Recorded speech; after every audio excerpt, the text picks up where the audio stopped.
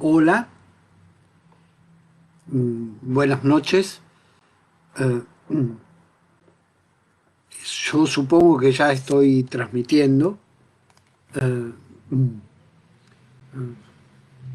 bueno, en primer lugar quisiera agradecer a Jesús y Arturo la invitación para participar de esta actividad.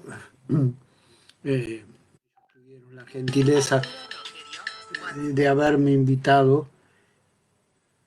eh, y entonces es un poco extraño esto de tener la sensación de estar hablando solo, aunque de pronto aparece que hay personas que están conectadas. Aquí aparece Silvia Yan, Berta Miranda, Miguel Alejandro Cardosa Chacón, Lisette Navas. Aprovecho estos segundos para, antes de entrar en esta comunicación, eh, me llamó la atención que hoy, hablando con Arturo, yo hice una lectura del signo con el cual esta actividad está presentada, que uno lo puede leer como yoica, pero eso sería una lectura significante y quizás no ver el juego del signo, que está ahí, una especie de juego con la letra psi, y sería psiyoica, y que uno podría hacerle escuchar algo así como psi, yoica, algo de oica, de escucha. Hola Arturo, gracias por darme la bienvenida. Sabes que todavía no logro ver en la pantalla. Ok, ahora la estoy viendo. Ok, y estoy viendo también el chat donde hay algunos amigos que se han inscrito, algunos que conozco, otros que los conozco a través de esta actividad. Les dejo un pequeño anuncio.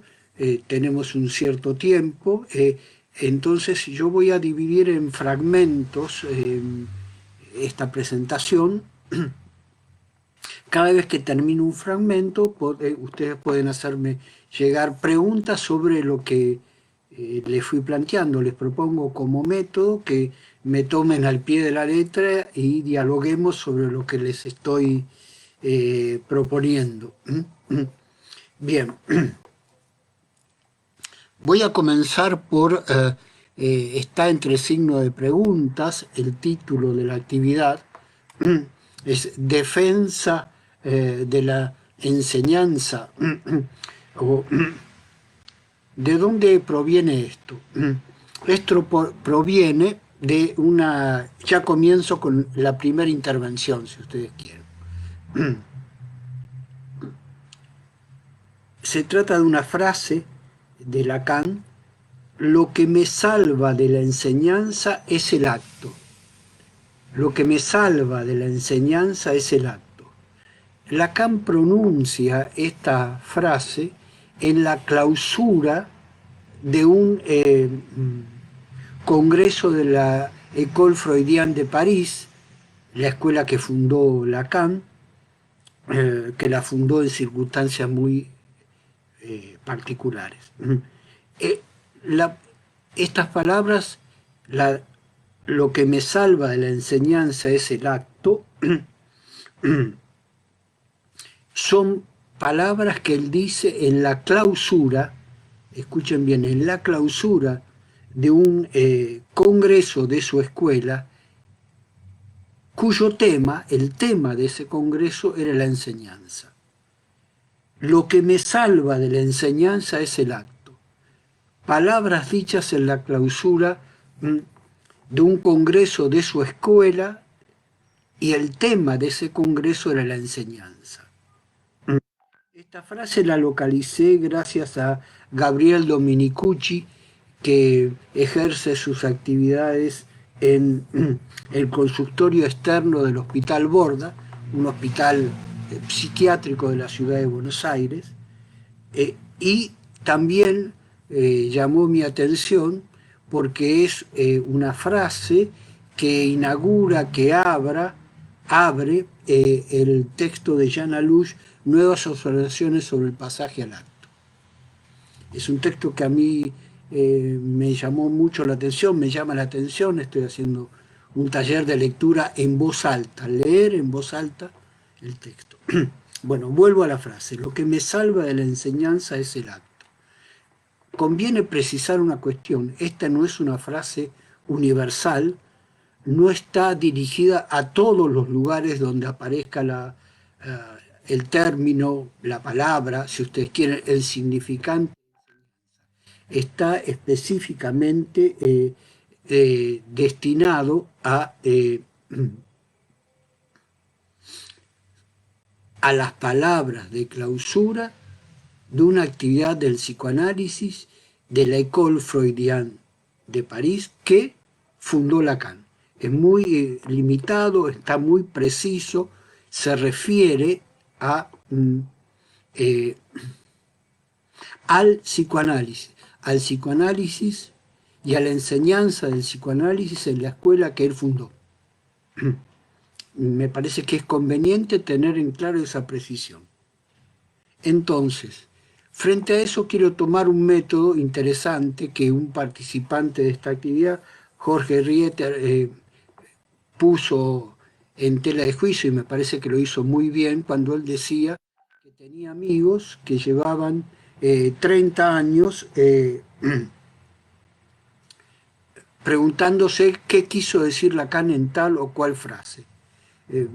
Jorge creo que me analizó bien esa frase de qué quiso decir, cómo se puede saber lo que alguien quiso decir. Eso me permite proponerles lo que es un método para mí. No me interesa lo que Lacan quiso decir, sino lo que dijo, y tomar lo que dijo al pie de la letra. ¿Qué quiere decir en este caso? Tomar al pie de la letra lo que me salva de la enseñanza es el acto. Para precisar el alcance performativo de esta frase, un decir que hace, un decir que es un acto, diría, un acto del decir, les propongo un método que Félix Guattari le otorgó a un lector suyo, un lector muy activo, muy importante de su obra, que le lleva un ejemplar de El Arquetipo que estaba subrayado con notas, etc. Y Félix Guattari, más o menos, no lo voy a reproducir textual, le responde: mira, si te interesa las cosas que están en este libro, toma una página con una frase que te interesa, arrancala y a partir de eso hace cosas. O sea, toma un fragmento de este libro, un libro complicado, a veces aburrido para leer, otras veces muy interesante, toma una página y a partir de eso hace cosas. Es decir, a partir de una frase performativa de Lacan, lo que me salva de la enseñanza es el acto, tomo un camino de lectura. Defenderse de la enseñanza implica abordar algunas cuestiones. En un seminario que es conocido como La Psicosis, a pesar de que, si no me equivoco, el título que le dio Lacan fue Las estructuras freudianas en la psicosis, nota en el plural, las estructuras freudianas en la psicosis, o en la psicosis, es un tema a establecer. Allí Lacan de pronto dice: el gran secreto de la enseñanza es que no hay, el gran secreto del psicoanálisis, el gran secreto de la enseñanza, el gran secreto del psicoanálisis es que no hay psicogénesis. Por supuesto que el término psicogénesis puede tener un enorme alcance en la psiquiatría, del cual proviene, también, ¿por qué no?, en terrenos filosóficos, pero si uno toma al pie de la letra que Lacan lanza esta expresión, el gran secreto del psicoanálisis es que no hay psicogénesis, entonces allí tenemos un acto performativo que coloca en tela de juicio los intentos que hemos hecho y que no, que serán buenos, malos o regulares, que hemos hecho de tener un origen psíquico de los problemas de aquellos que van a hacer un análisis. En el caso de esta frase, el gran secreto del psicoanálisis es que no hay psicogénesis, estaba específicamente referido al tema de, si ustedes quieren, de los psicóticos, si ustedes quieren, de los locos, que no se los podía abordar a partir de la psicogénesis. Entonces allí vemos una causa, un motivo, debido al cual Lacan, mediante el acto, se defiende de la enseñanza. La segunda cuestión, donde aparece un efecto de lo que me salva de la enseñanza es el acto, ustedes saben que es muy conocido en términos, en el psicoanálisis, en particular en el psicoanálisis de América Latina, en el psicoanálisis de habla castellana, de habla española, el término de forclusión. Es un término que a Lacan le lleva varios seminarios construir, y si uno no se deja llevar por las enseñanzas, insisto, en el terreno del psicoanálisis, en el terreno de las instituciones llamadas analíticas o psicoanalíticas, hay un gran y pequeño inconveniente. Primero se pasa por alto que a Lacan le llevó unos cuantos seminarios constituir el... Perdón, Beatriz Domínguez dice muy repetitivo. ¿Qué es lo repetitivo?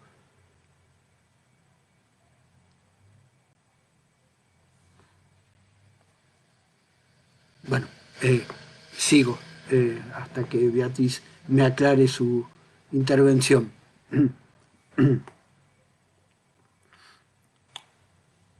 Lacan le llevó varios seminarios construir este concepto, entre comillas, como son los conceptos para Lacan, de la forclusión.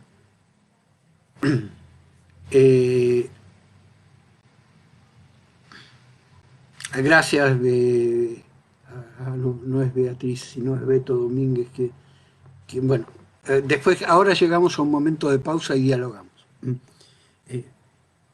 La enseñanza ha pasado por alto una pequeña pregunta: ¿quién forcluye?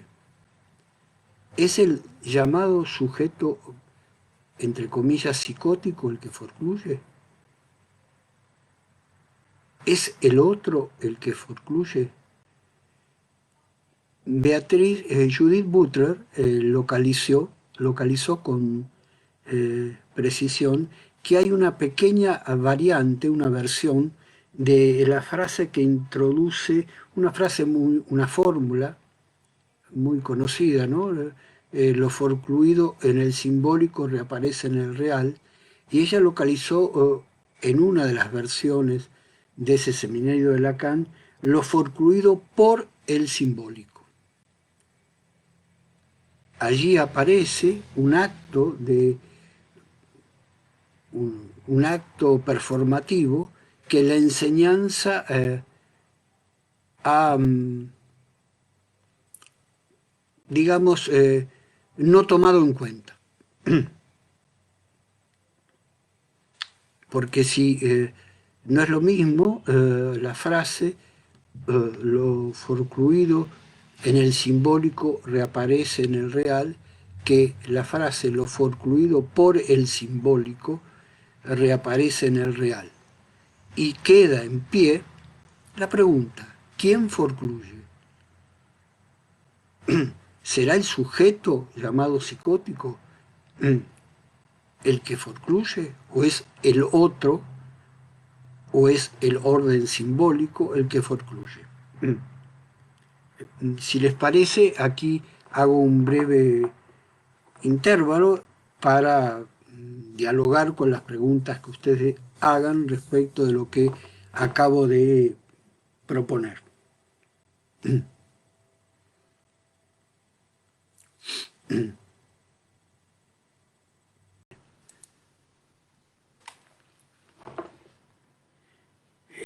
No, no, no, no, no.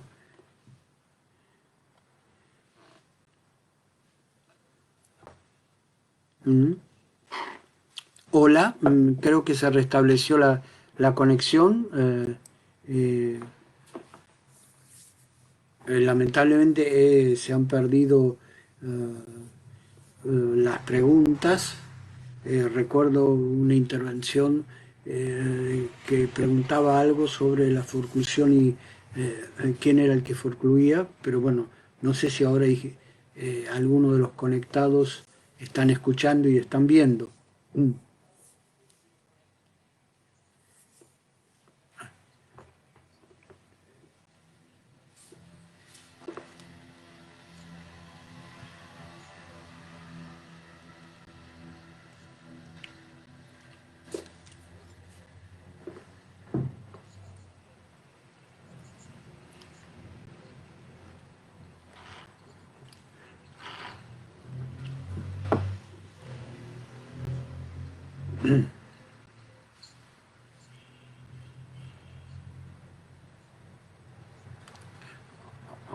Ok, ok. Entonces, para tomar en cuenta este intervalo, este acto de interrupción que hubo, lo último que les estaba planteando es eh, mm, el término forclusión, que tiene mucho raigambre, que ha pegado su chicle en el, en el psicoanálisis en castellano y también en francés. eh, Plantea un tema que la enseñanza en las instituciones psicoanalíticas, entiendo, ha pasado por alto, que es quién forcluye. Forcluye es una actitud, una actividad, una conducta voluntaria del llamado psicótico o loco, forcluir, o es una cuestión que proviene del otro. Cuando digo que proviene del otro, tomo apoyo en que Judith Butler localizó en una de las versiones del seminario las estructuras freudianas en la o en las psicosis, eh, una variante.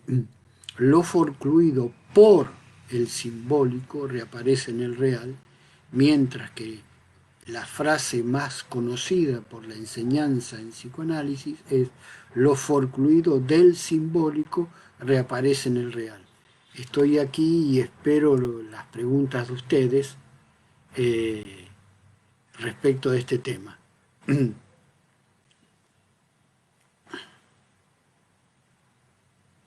Juan Ramón González, sí, me parece interesante la pregunta que conlleva una pregunta de Juan Ramón González. Si no hay psicogénesis, no habría una lectura que impacte la noción de estructura también. Si no hay psicogénesis, entonces la estructura que se organizaba con la psicogénesis queda de lado y habrá que localizar acompañando al llamado loco o psicótico para ver qué es lo que allí aparece. Darío Feldman hace una broma, nos forcluyen de la transmisión.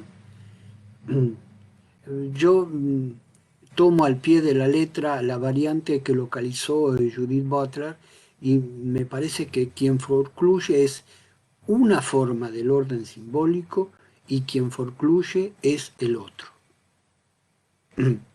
Y que esa operación Eh, ah, bueno, acá apareció otra pregunta de Silvia Gram. ¿Qué relación hay entre forclusión y acto? Me parece muy pertinente tu pregunta y simplemente la dejo abierta indicando que cuando no solamente en el terreno de la llamada psicosis aparece algo nuevo, eh, tanto en la psicosis como en las otras formas de la subjetividad, aparecen, por ejemplo, actos creativos, la primera reacción es forcluirlos. ¿Mm? Por ejemplo, cuando Kant presenta la invención su invención del arte abstracto, la primera reacción fue, eso no es arte, eso no pertenece al arte. Eh, Cada acto tiene que construir el pueblo al cual se dirige, tiene que construir al público nuevo al cual se dirige.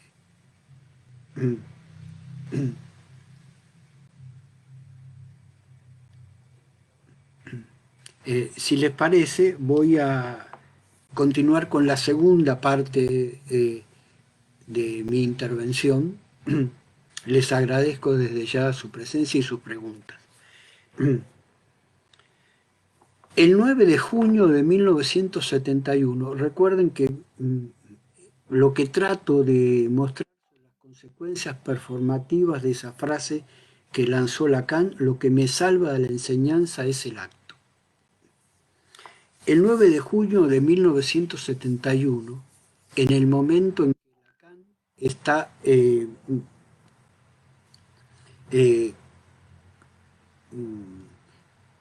ofreciendo a su público el seminario de un discurso que no sería de las apariencias, al terminar esa sesión tenemos testimonios de que Lacan realiza eh, la...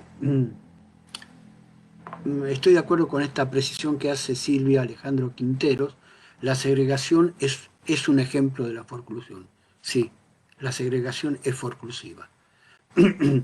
La hagan incluso los neuróticos, o sea, hagan la operación de forcluir a otros. Eh, Vuelvo. El 9 de junio de 1971, al terminar una sesión eh, del seminario de un discurso que no sería la apariencia, al terminar, Lacan realiza una pequeña maniobra, que es: a algunos amigos de él les solicita que hagan una fotocopia de las notas que él llevaba para ese seminario y que después entre algunos de ellos se la distribuyan. En esa nota, es las notas que Lacan utilizaba como ayuda a memoria, como guía, como orientación, para sostener la actividad de su seminario, para sostener la sesión en voz alta de su seminario. La sesión, Lacan muchas veces llamaba la sesión, creo que fueron muy pocas las veces que utilizó el término clases. Al terminar esa sesión del 9 de junio de 1971, de un discurso que no sería de las apariencias, que no sería de la apariencia, eh, Lacan distribuye las notas, el borrador que llevaba de notas. ¿Qué decía en ese borrador? Una pequeña frase: no hay padre simbólico. Repito, al terminar la sesión del 9 de junio de 1971, eh, Lacan distribuye entre algunos amigos la nota que tenía él como GPS para orientarse en esa sesión de su seminario. En esas notas tiene una pequeña frase: no hay padre simbólico. Tengo la impresión de que este elemento performativo de esas notas, la enseñanza en el terreno del psicoanálisis, no las ha tomado al pie de la letra. Se podría indicar que de aquí se puede desprender por lo menos una diferencia entre enseñanza y acto. Se enseña aquello que ya se sabe y el acto presenta algo que ni siquiera el que lo presenta sabe de qué se trata hasta que lo realice. E incluso después de realizado, quizás no pueda dar cuenta de él. Volviendo, al terminar esa sesión del 9 de junio del 71, Lacan distribuye las notas que él tenía para desplegar esa sesión y en esas notas está una frase: no hay padre simbólico. Primer acto, Lacan no se queda solo para él con las notas, sino que hace que se distribuyan entre algunos amigos. Son notas que han circulado en la época entre muy poca gente. Primer acto. Segundo acto, el acto performativo. Al interior de las notas aparece este hallazgo. No hay padre simbólico. Este acto no ha sido tomado en cuenta y creo que muchas veces la enseñanza requiere no tomarlo en cuenta debido a que si no hay padre simbólico, entonces las operaciones que Lacan realizó durante 1956 en el seminario Las relaciones de objeto y las estructuras freudianas, eh, de 1956, él distribuyó, hizo en el pizarrón un famoso cuadro donde está el agente, la falta, el objeto, donde está como agente el padre real, la madre simbólica, el padre imaginario. Primera cuestión que podemos constatar, en ese diagrama que Lacan escribió en el pizarrón no está el padre simbólico. Ese diagrama se va a reiterar en ese seminario mínimamente en 3 ocasiones. En las 3 ocasiones no aparece, no hay como agente el padre simbólico. Entonces, si tomamos una pequeña ley del psicoanálisis o estructura de una sesión, que es lo último, da lugar a lo que primero se habló, ¿no? El APRECUP. Si leemos APRECUP desde el 9 de junio de 1971 hacia atrás, aparece un agujero en la enseñanza. No hay padre simbólico. Eh,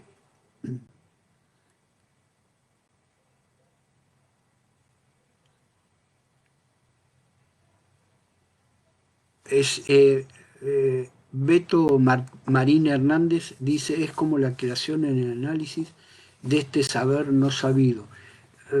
Yo le daría una pequeña modificación a la intervención que hace Beto Marín, al cual se le agradezco, que quizás se trata que la creación es un agujero que aparece en cada análisis y que aparece, si tomamos los seminarios de Lacan como un hecho a leer clínicamente, es un agujero que aparece en la teoría. No parece tratarse de un saber no sabido. Es un agujero que genera eh, un, un agujero en el saber sabido o no sabido. Queda abierta un espacio para que dialoguemos esto que acabo de plantearles.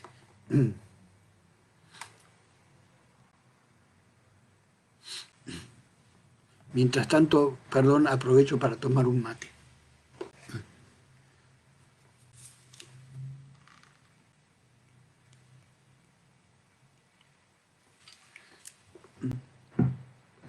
Creo que ustedes alcanzarán a ver que de pronto el acto performativo no hay padre simbólico, queda oscurecido por la enseñanza, dado que, por supuesto, yo mismo incluido, hemos hablado muchísimas veces del padre simbólico.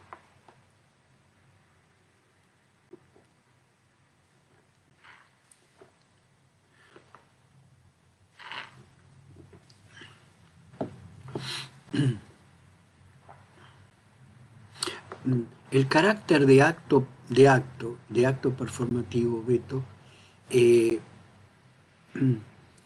tiene eh, muchas aristas. A mí me interesa una arista principal del acto, que genera eh, la irrupción de algo nuevo que antes no estaba, que no se le puede atribuir un origen inconsciente. Silvia Jean dice, ¿tiene esto relación con autorizarse a sí mismo?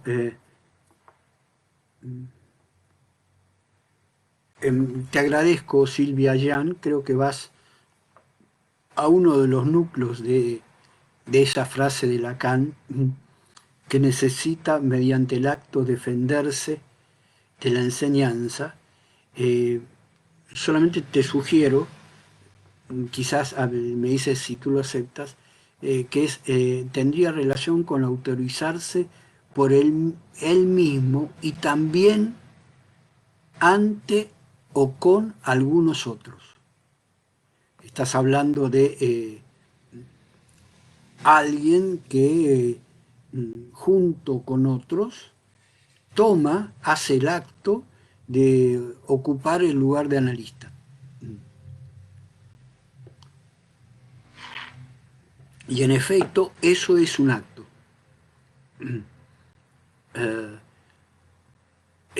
Un antes que, sí, estoy de acuerdo con lo que dice Silvia Alejandra Quinteros, me parece bien, un acto que indicaría un antes y un después. A mí personalmente me interesa el después, eh, porque lo que estaba antes ya estaba, no creo que un acto lo pueda modificar, pero abre el, el después, el después como un espacio nuevo de creación.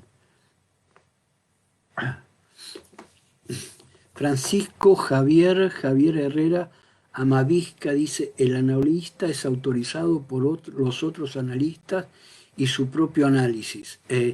Bueno, voy a ser un poco brusco, quizás, Francisco Javier, yo creo que el lugar del analista no tiene nada que ver con el propio análisis. No estoy diciendo que el analista o el que vaya a pasar o el que tome o que quiera tomar el lugar del analista no se haya analizado. Pero son dos cosas que, por lo menos como lo entiendo yo, como lo ha subrayado un texto que les sugiero mucho de José Atal sobre la tercera proposición de octubre de Jacques Lacan, donde ahí aparecen pequeños actos performativos de Lacan que indica que entre el análisis del que después se va a presentar eh, eh, ante un jurado de pase, eso no tiene nada que ver con su análisis. E incluso les recuerdo la intervención de Jorge Rieter que ustedes transmitieron hace algunas semanas, donde él que deja muy en claro que después de haber hecho 3 análisis, haberlos terminado a la manera que los... Recién después él hace el pase en relación a cosas que en ninguno de esos 3 análisis se habían abordado.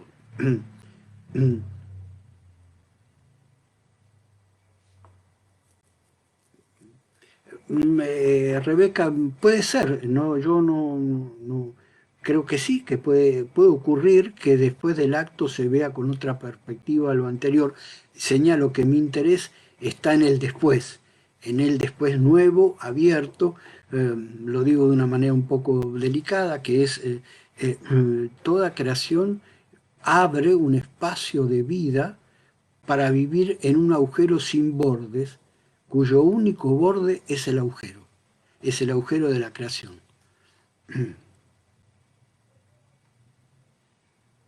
Mm.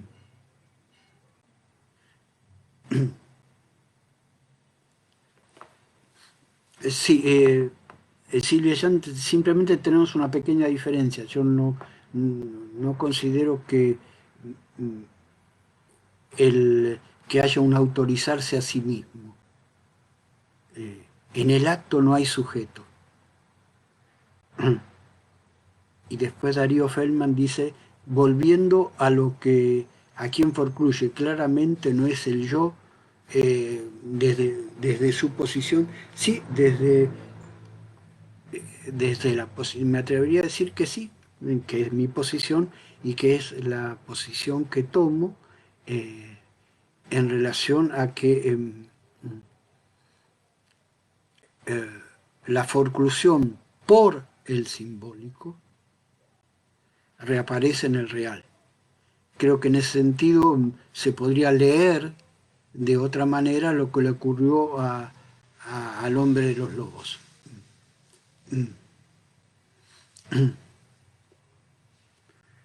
Voy a condensar una pregunta de Rocío Herrera. La creación es el producto del pase, la creación como invención. Eh, sí, el pase es una invención, es la invención de un analista que cuestiona el, si podría haber, si hay un conjunto de analistas, cuestiona ese conjunto porque aparece un analista que no estaba formando parte de ese conjunto. Se me ocurre transmitirles un pequeño chiste que quizás les pueda interesar. Tomen en cuenta que yo les agradezco mucho sus preguntas y acepten que no, a veces no tengo, por suerte, respuestas para todas y podemos dialogarlas entre nosotros.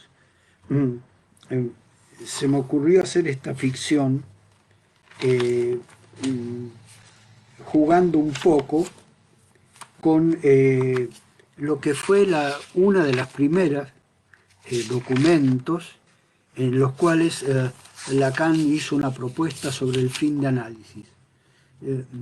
La broma sería la siguiente.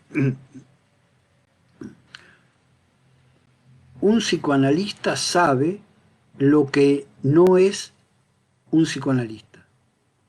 Los psicoanalistas se reconocen entre ellos por ser psicoanalistas. Afirmo ser un psicoanalista por temor de que los psicoanalistas me convenzan de no ser un psicoanalista. En efecto, el acto genera una autorización a posteriori. Y el autorizarse, el pasaje al lugar del analista, el pase para Lacan, sí, estoy de acuerdo, Silvia Alejandro Quintero, es un acto. Ahora, extrañamente, en las enseñanzas, en las escuelas de psicoanálisis, hay una mala prensa en contra del acto. Incluso se hacen actividades tratando de enseñar cómo evitar el acto. Y sin embargo, como acaba de indicar Silvia Alejandro Quinteros, gracias por tu indicación, la tomo como la respuesta que ella da. Construyamos respuestas entre los que estamos aquí. El pasaje al lugar de analista es un acto. Y extrañamente en la prensa psicoanalítica, en las informaciones, ustedes van a encontrar actividades destinadas a enseñar cómo habría que hacer para evitar el acto, o el pasaje al acto incluso.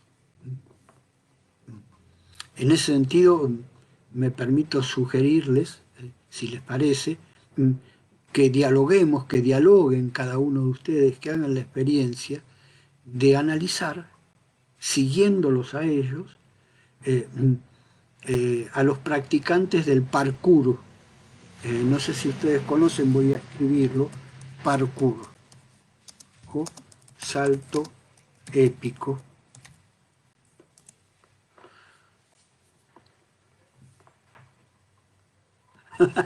Es muy buena la broma que hace Benjamín Felipe Zapata Olivera. El parkour o salto épico, también conocido como deportes extremos, a mí me impactó mucho, mucho y me facilitó tomar la frase de Lacan gracias a que uno de los practicantes del parkour tiene una frase que es pensar, pensar es claudicar. Esta frase él la dice después de haberse encontrado, él practicaba el deporte sin ruta previa, el free sky, y había calculado que tenía un salto que para él era abordable, un salto de 20 metros. Bueno, para mí, lo reitero, ¿no? 5 centímetros ya me empieza a causar mareo. Pero bueno, para él 20 metros era algo calculable y cuando llega al borde del salto, se da cuenta que habían calculado mal y sin embargo él, sin pensar, salta y llegó 60 metros, eran 66 metros. Entonces, me parece que es un territorio, el territorio del parkour, del salto épico, que son unas prácticas previas a que un psicoanalista, Fethi Ben Slama, haya propuesto eh, el salto épico para dar cuenta de algunas actividades que son calificadas, entre comillas, de terroristas. Psicoanálisis dice, en el acto se piensa, como no, en el parkour no se piensa, se hace. Bueno, a ver, entiéndase, los que hacen los deportes de alto riesgo es obvio que se preparan, es obvio que piensan, hacen tal ejercicio, piensan tal otro ejercicio, calculan el salto, pero en el momento de hacerlo, si piensan, se caen. Eso nos genera un nuevo espacio para dialogar, para abrir nuestro horizonte, si ustedes quieren, clínico. Yo estoy de acuerdo con Silvia Alejandra, dice, yo creo que en el acto no hay pensamiento, por suerte, pero entonces la pregunta que a mí me atrae es, está bien, hay acto sin pensamiento, incluso sin pensamientos inconscientes, pero entonces, ¿cómo? No quién ni por qué, sino cómo la carne, no el cuerpo, hace el acto.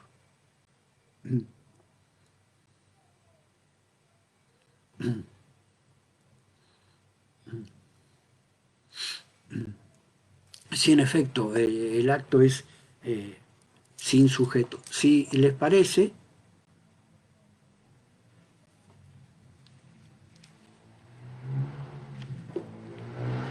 eh, Beto Marín Hernández, te agradezco. Queda abierto un campo que los psicoanalistas no solemos estar habituados a tomar como algo a analizar en el sentido clínico, que es estudiar, acompañar, ver el tipo o singular de relación que tienen quienes practican el parkour, el salto épico a nivel de los llamados deportes extremos, porque allí aparecen el tema de la libertad, el tema de la voluntad y el tema no del cuerpo, no del cuerpo, sino de la carne, que, la, que participa del acto, para que se localice un poco la diferencia entre cuerpo y carne. El cuerpo en el psicoanálisis, en el pequeño mundo del psicoanálisis al cual pertenecemos, es una imagen. Generalmente, si alguien cuida, generalmente no, se dan muchos casos en que si alguien cuida su imagen, queda inhibido para realizar tal acto o tiene un embarazo.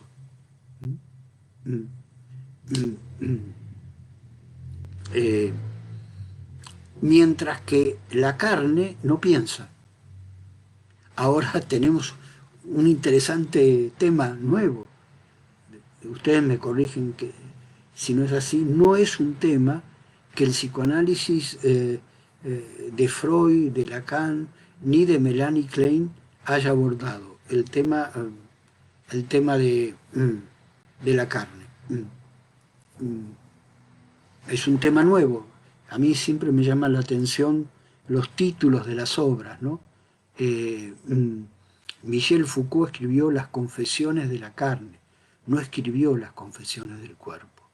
Creo que eso es un pequeño orientador de lectura que puede servir para ampliar, para pensar de otra manera la actividad del psicoanálisis. Sí, Silvia Alejandro, en efecto, la imagen es, es narcisista, y yo no estoy criticando el narcisismo, porque si uno carece de imagen, va a tener algunas dificultades para moverse en la vida. Pero también es cierto que la imagen produce a veces inhibición, síntoma y angustia, el cuidado de la imagen. Eh, bueno, voy a pasar a la última, al último intervalo, si les parece. ¿Están de acuerdo o quieren que terminemos aquí? No, como ustedes me digan. ¿Les parece que sigo 10 minutos más?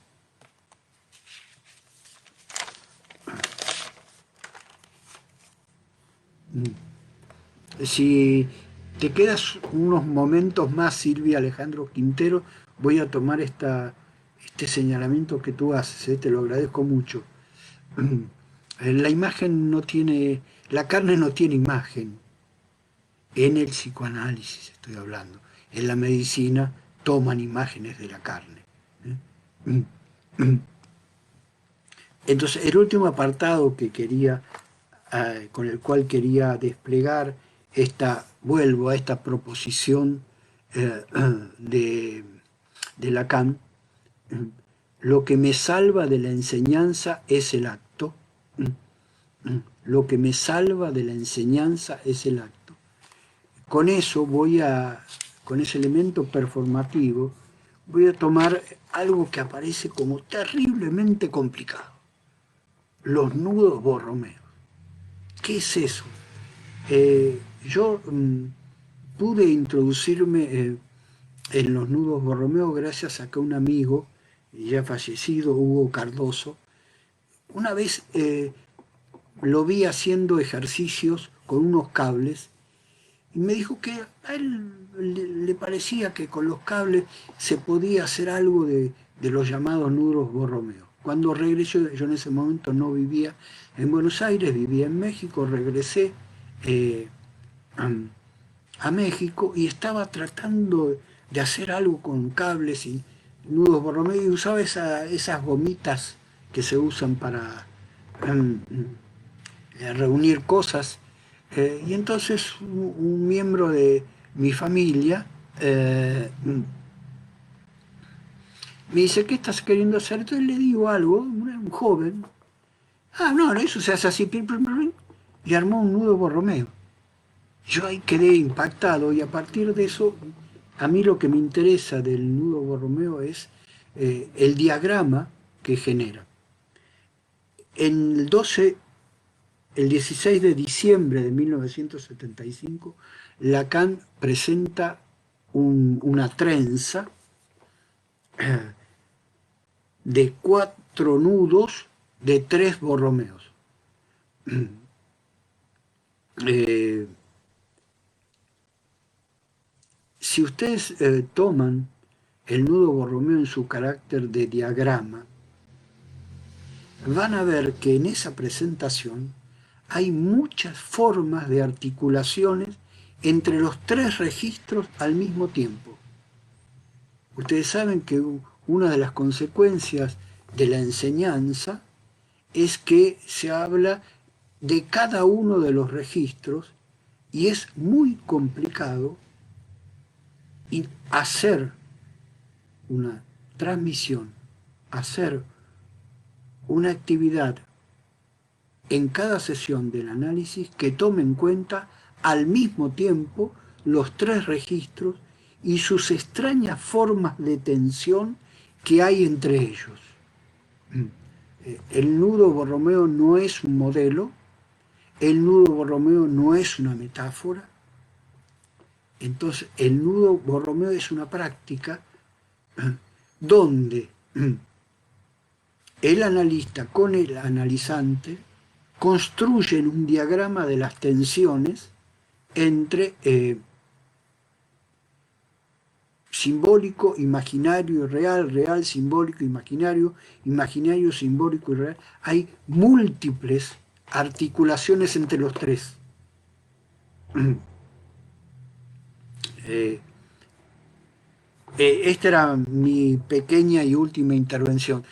Yo les agradezco mucho que ustedes tengan, me parece, yo creo que esta es una novedad de la transmisión en red, que ya no hay el maestro que bla, bla, bla, bla, bla, y todo diciendo, oh, qué chingón, qué bien todo lo que sabe, ¿no? Y entonces después se sale al pasillo, ahora acá el pasillo está frente a nosotros, todos estos diálogos que aparecen en el chat, ¿no? Me parece interesante. Eh, a ver, bueno, no sé si ustedes tienen alguna cuestión, alguna pregunta respecto de esto último.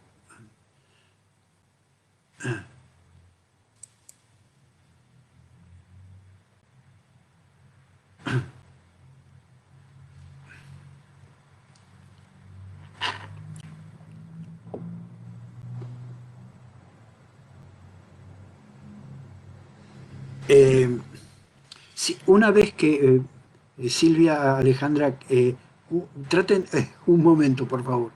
Eh, eh, Quiero ir por parte. Primero voy a tratar esta intervención de Silvia Alejandra Quinteros, que dice exacto, el cuarto redondel que anuda a los tres, el ego en el seminario que ella llama 23. Perdón, Silvia, yo no me oriento por los números de los seminarios, sino por los nombres o por las fechas. Es un método tan válido o tan malo como cualquier otro el mío. Lo que me interesa es que en ese diagrama Borromeo del 16 de diciembre de 1960, Lacan indica que es una de las posibilidades en que dos paranoicos más un neurótico y santoma se anudan. Lo que a mí me interesa del carácter performativo es que ahí aparece algo muy interesante que es eh, dos psicóticas, creo que él está hablando de las hermanas Papán y de su hermana que era monja, dos psicóticas se anudan con un cuarto elemento que es neurótico y santón. Y creo que en esas fechas, no tengo en este momento a mi alcance, Lacan lanza otra extraña formulación performativa, que es que solamente van al análisis los psicóticos que tienen algún síntoma neurótico. Cuando yo digo que es una frase performativa, no estoy diciendo que esa es la gran verdad. Simplemente indico que tiene un costado performativo que le hace obstáculo a la enseñanza. Incluso ustedes verán que si ustedes consultan al dios Google, no van a encontrar, salvo la cita textual, dos paranoicos que se anudan con un cuarto elemento que es neurótico y santoma, pero de eso, la enseñanza, creo que nos limita a preguntarnos, bueno, pero ¿y esto cómo ocurre en la clínica cotidiana de un análisis? Sí, ahora paso a esta otra pregunta de Silvia Jan. Son muy interesantes las preguntas. Por favor, me sorprenden, ¿no? Por ejemplo, yo no había pensado en esto. ¿Cómo interviene el acto en el nudo?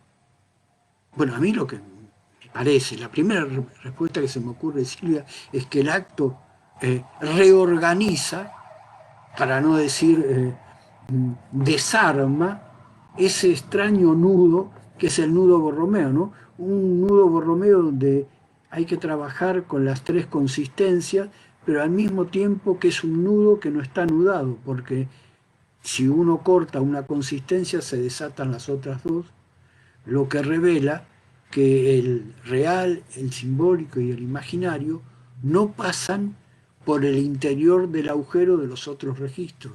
Es un nudo no anudado. Creo que hay ahí se abre muchas cosas para abrir, articular, para articular de otra manera el síntoma como un nudo, por ejemplo, eh, para repensar, eh, bueno, sí, para repensar en sentido investigativo el tema del acto, quitarle la mala prensa que el acto o el pasaje al acto eh, tiene en los medios psicoanalíticos. Creo que conviene subrayar que en los medios psicoanalíticos no se ha tomado en cuenta otra frase performativa, un acto que hizo Lacan con el pasaje al acto, indicando que el pasaje al acto al menos tenía dos caras. Una cara simbólica, que uno puede remitir, ¿por qué no?, a una cuestión del pasado, a una cuestión de algo del inconsciente, y otra cara que no se reducía al orden simbólico. Eso permite localizar que hay una gama de actos que conviene tener en cuenta.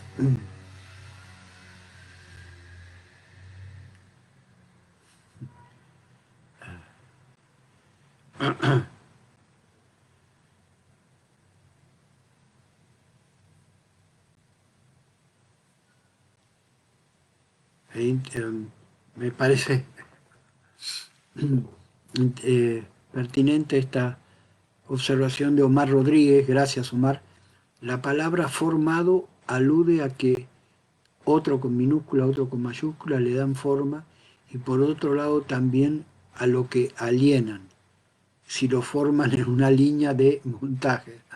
Aprovecho tu intervención para indicar algo que creo que en lengua castellana podríamos sacar de ello algún otro efecto. El término otro con minúscula o con mayúscula es el anagrama del toro, es el anagrama del término toro. Bueno, creo que en francés no existe ese carácter anagramático. En castellano quizás tendríamos que darle lugar. Creo que uno de los que le dio lugar a eso fue Germán García, que hablaba de la retórica, de la red retórica, entre red y tórico.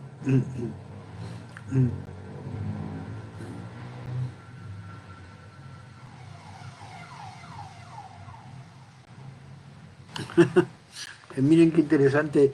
¿Cómo responde usted, Norma, a esta pregunta? Norma dice, y esta frase: lo que me salva de la enseñanza es el acto. ¿Cómo lo podríamos pensar en esta situación de pandemia en la que muchos analistas se niegan la posibilidad de atender a través de las redes? Digo, mientras Norma prepara su respuesta, lo único que avanzo es que habría que distinguir que hay analistas a los cuales no les va, no, no está del orden su gusto. A mí me gusta mucho más el gusto, el, la, la estética lacaniana más que la ética, y entonces hay que reconocer que hay analistas a que no les va. Eso es una cuestión. Lo que me parece delicado es que haya analistas que, sin hacer la experiencia de esa forma de atención, critican. El otro día me encontré con la sorpresa de encontrar un artículo escrita por un analizante que se encontró con su analista vía Zoom y contaba lo que a ella le estaba pasando en relación a los temas que le habían llevado a un análisis. Y de pronto frente a eso aparece un texto de un analista que indicaba que no, que eso no era análisis, que eso era psicoterapia. Yo prefiero, opto por la enseñanza que surge de esa analizante, que ella sí estaba haciendo la experiencia. Creo que es delicado hablar de cosas que uno no ha practicado.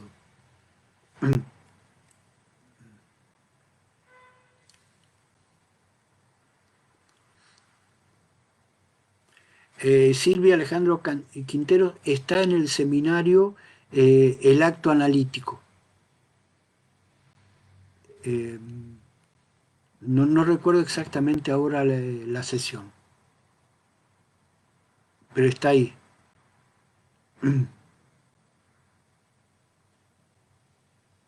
Omar Rodríguez dice toro al. Entonces eso es un acto toral. Gracias, Omar Rodríguez. Tú sabes que justamente un pasaje al acto épico fue el que realizó José de León Toral, que es el origen eh, de una parte de lo que fue hasta hace poco tiempo el Estado político en México, ¿no? Cuando, mediante un pasaje al acto épico, José de León Toral da muerte a un líder de la Revolución Mexicana que había violado el pacto simbólico, ¿no?, de no reelección.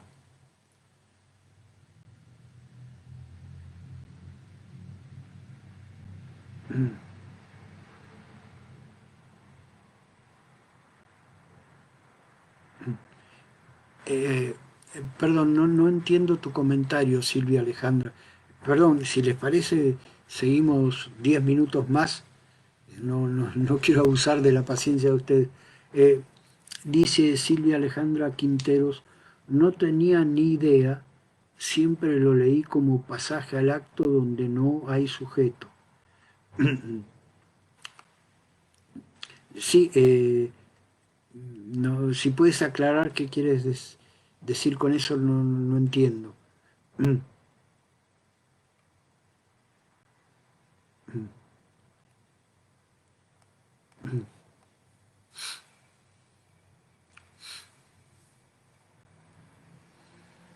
Me parece que algo que puede darnos un horizonte de esta cuestión de que en el acto no se piensa, es que fue la fabricación de la interpretación de los sueños que a posteriori dio lugar a Freud, mientras que tendemos a pensar que fue Freud quien le dio origen a la interpretación de los sueños. La interpretación de los sueños fue justamente un acto, el acto de darle lugar a eso que aparecía como sin sentido. Pero casualmente el libro, La interpretación de los sueños, que también fue víctima de la enseñanza, porque voy a dar una cifra quizá muy tonta, creo que en los primeros 5 o 10 años de su impresión no llegaron a venderse más de 500 ejemplares, que era mucho menos, muchísimo menos, de lo que había sido su edición. Y sin embargo hay muchas enseñanzas que se hacen a partir de la interpretación de los sueños. Pero ahí hay un acto performativo. El acto, una de las características que tiene es que no tiene sujeto y que a posteriori genera un sujeto. Eh, digamos, una vez que James Joyce culminó su obra Finnegan Wakes, entre otras cosas aparece James Joyce como el autor de esa obra.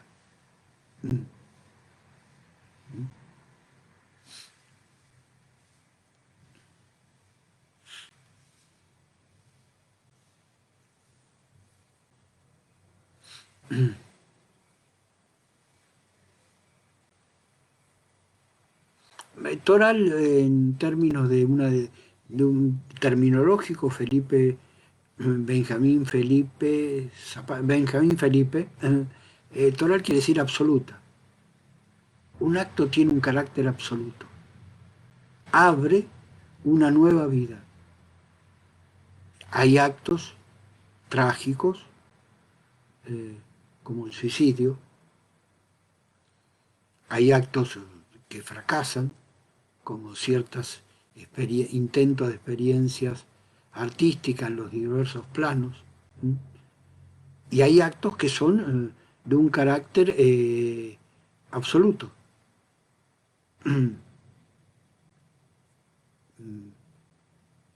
Cuando una pintura logra construir el pueblo que acepte esa pintura, aparece un pintor.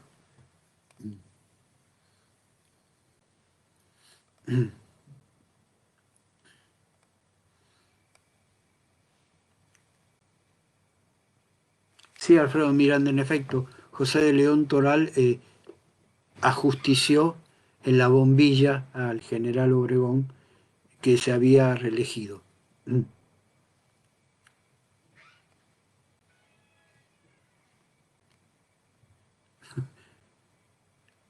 Silvia Yan, sí, es posible que los analistas a veces realizan acting, ¿no? Además no está tan mal eso, ¿eh? Hay que tener cuidado con, no, esto se trata de un acting out, qué mal estuvo, pero el acting out, una de las características que a veces presenta en un análisis, un llamado de atención para que el análisis tome otro sesgo. Entonces hay que tener cuidado porque en una época, en las llamadas supervisiones supervisiones o controles, ¿no? Qué términos tan obscenos.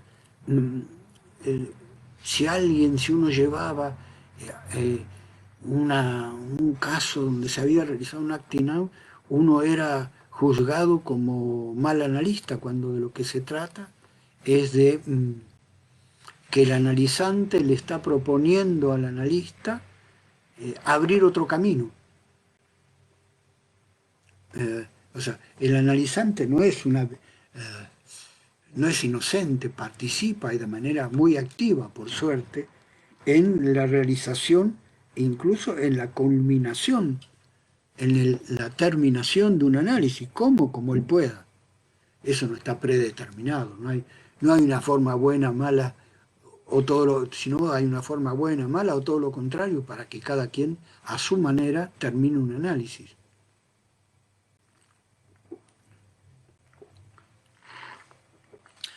Esta es, me dejas, Silvia Alejandro me hace trabajar mucho, bueno, yo comparto contigo el trabajo. Yo tomaría al pie de la letra lo que dices, que en el acting hay algo calculado. Si pensamos que el acting out parece provenir del teatro, eh, el agieren freudiano, Alush, llama la atención, este psicoanalista amigo, Jan Alush, llama la atención, pero el acting out en su esfera teatral, en su esfera teatral, consiste en que el director de la escena se sube al escenario y le muestra al actor cómo tiene que actuar tal o cual personaje. Entonces, es una intervención, como dice Alejandra Quintero, calculada de parte del director que le enseña al actor cómo debe actuar tal o cual personaje. Este es un tema que podríamos investigarlo de forma detallada en el análisis del señor que Lacan bautizó como seso fresco, ¿no? Que ahí hay una cuestión que si uno estudia, bueno, se puede saber quién fue ese psicoanálisis, porque era en términos de la época, era un candidato analista, que tenía unas dificultades para presentarse.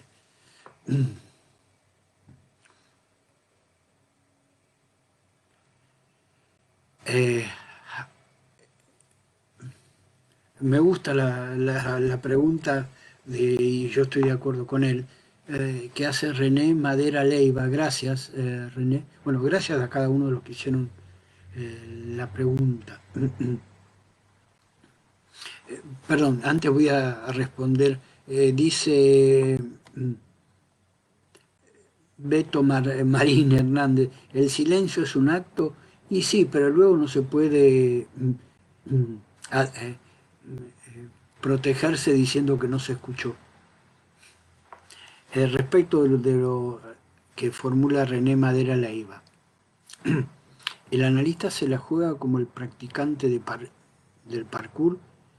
En mi caso sí, pero yo no hago de esto un método para todos los demás analistas, pero creo que el analista, y creo que eso es la cosa interesante de este texto de Alush que estamos leyendo en voz alta, de nuevas observaciones sobre el pasaje al acto, donde él, tomando algo que está, una frase performativa que está en el seminario, el acto analítico de Lacan, donde el psicoanalista no piensa, eh, no piensa, y René Madera dice, pero se entrena, claro. A ver, un pintor se entrena para pintar y en un momento hace el acto de pintar y crear un estilo.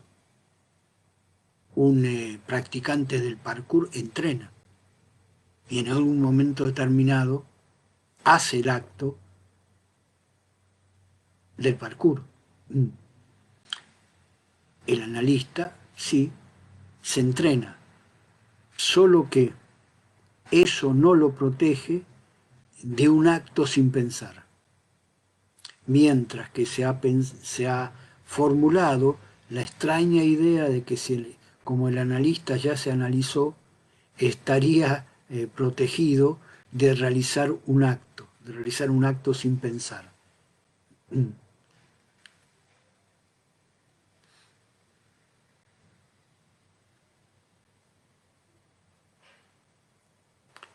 Acá Ernesto Duque,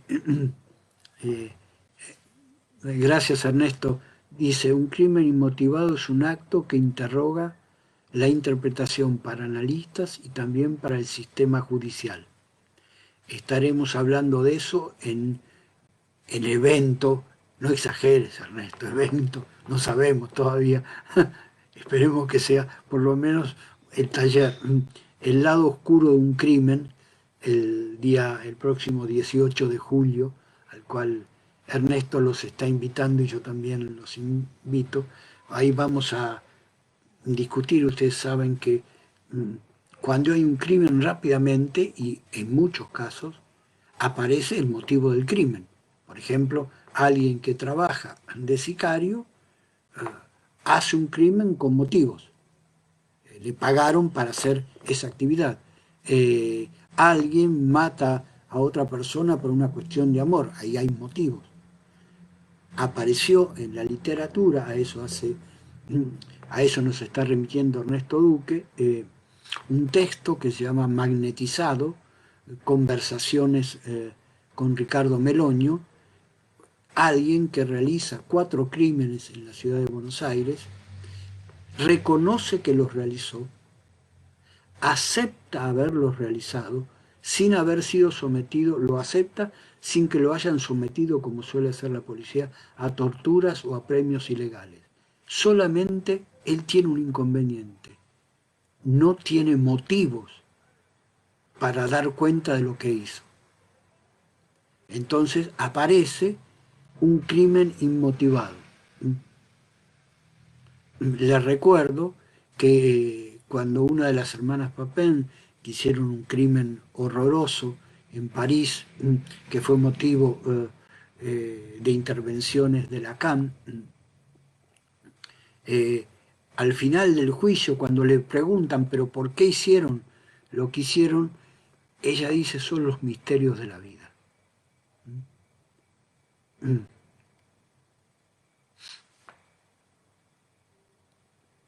Sí, el caso de Ernest Cris, Silvia Alejandra Quinteros.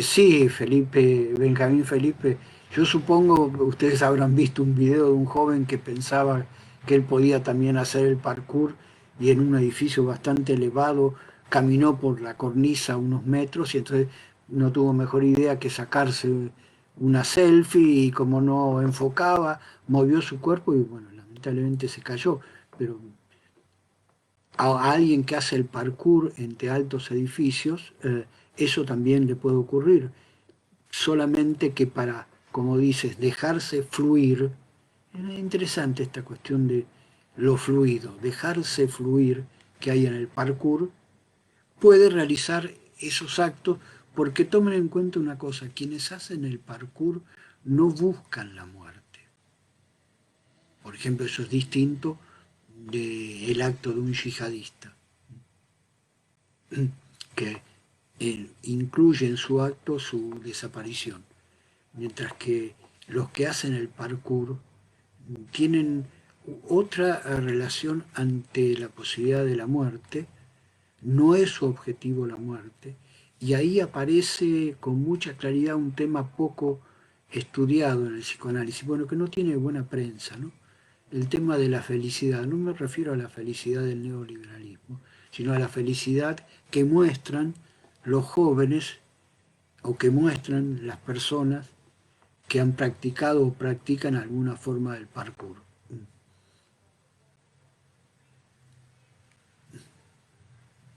Eh, si el analista está en posición de objeto A, estaría pensando. Silvia Yan, perdón, es lo que a mí se me ocurre. ¿Eh? Mm, mm. Bueno, si a ustedes les parece, quiero agradecer en primer lugar a la presencia de ustedes. Les agradezco, les pido una disculpa porque parece que provoqué, fui parte del acto provocativo de hacer una interrupción. Eh, Quiero agradecer nuevamente a Arturo y a Jesús. No lo vi por aquí a Jesús, me parece que debe andar en otro parkour. Eh, y a los que organizan las actividades de esta psilloica. ¿No? Recuerden esto que me parece que descubrí, que en el logo de psilloica está psi y yoica, y hay algo de ahí con la escucha.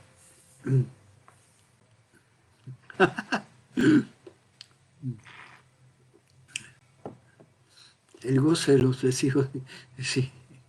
Recién en estos días Carlos Busquet hizo una buena definición del obsesivo. Es alguien que quiere dar la vuelta al mundo en una bicicleta fija. No, gracias a ustedes. Eh,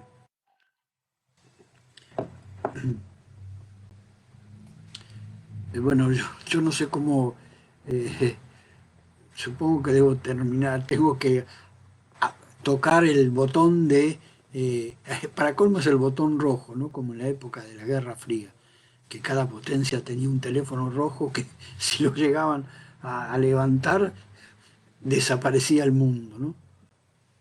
Eh, sí, psicoanálisis, el breakdance, sí, sí, tiene mucho de acto el breakdance, tiene mucho de acto épico. eh, Saludos, gracias Rebeca. Eh, entonces, ahí por ahí apareció recién.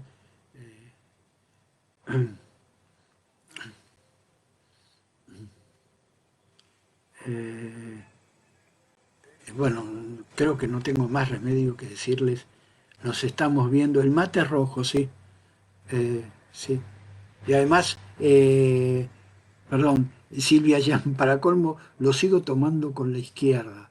Me recuerdo que muchas veces me quisieron aplicar el estadio del espejo, indicando de que yo tenía una dificultad con mi imagen porque usaba la mano izquierda. Solamente la uso para tomar mate y para escribir. Y entonces, eso que se ve, no hay que preguntarlo.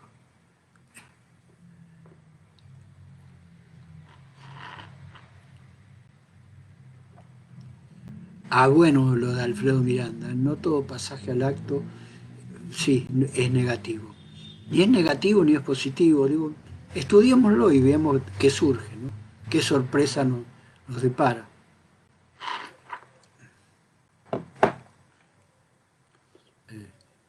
Bueno, ahora sí, voy a cortar la transmisión. Nuevamente agradezco a Arturo y a Jesús, organizadores de Psilloica. Se van a enojar conmigo ellos por este uso del signo, y a cada uno de ustedes eh, mm, por su participación y por las preguntas.